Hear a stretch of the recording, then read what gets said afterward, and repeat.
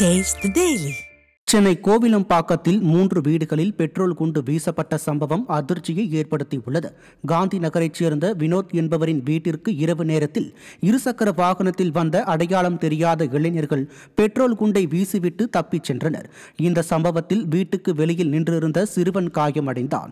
இதேபோல் கோவிலம்பாக்கம் எம்ஜிஆர் நகரில் நித்யானந்தன் என்பவரது வீடு மற்றும் பெரியார் நகரில் ஒரு வீட்டு வாசலில் மர்ம நபர்கள் பெட்ரோல் குண்டு வீசிவிட்டு சென்றுள்ளனர்.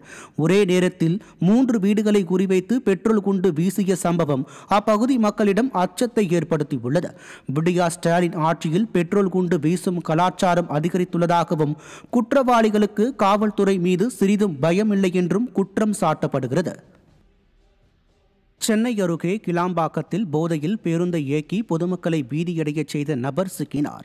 மறைமலை நகர் தனியார் நிறுவன பேருந்து ஓட்டுநர் வேலு என்பவர் தலைக்கேறிய போதையில் கிளாம்பாக்கத்தில் இருந்து தாம்பரத்திற்கு பயணிகளை ஏற்றிச் செல்ல முயன்றார். அங்கிருந்த போக்குவரத்து காவலர் அவரிடம் விசாரிக்க முயன்ற போது வேலு அப்பேருந்தை தாறுமாறாக ஓட்டிச் சென்றார். போக்குவரத்து காவலர் அவரை இருசக்கர வாகனத்தில் விரட்டிய நிலையில் பெருங்களத்தூரில் ஒரு லாரி மீது மோதி விபத்து ஏற்படுத்திய நிலையில் பிடிபட்டார். இதை கண்டு ஸ்டாலின் ஆட்சியில் போதையின் பிடியில் தமிழகம் சிக்கி தவிப்பதாலேயே இத்தகைய அவலங்கள் நடப்பதாக மக்கள் குற்றம் சாட்டினர்.